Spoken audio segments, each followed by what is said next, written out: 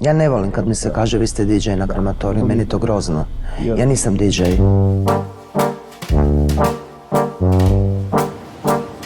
Prve svirke koje su počimale zapravo bile su izrazito teške jer treba uspjeti moći savladati emocije prilikom izvođenja glazbe.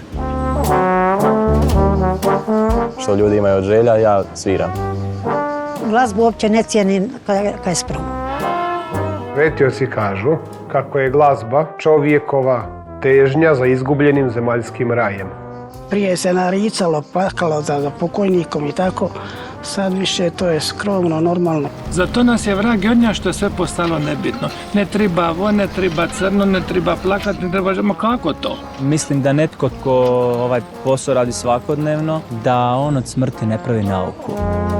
Kad sam prvi put u greb išla, ovako mi se noge tresle. A sad mi nije ništa, sad mogu i poisti unutra ručak, ni me briga.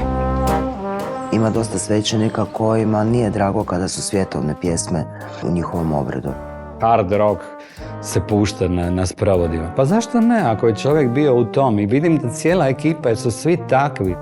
Pa bar to možemo napraviti, da mu odsviramo ili otpjevamo što hoće.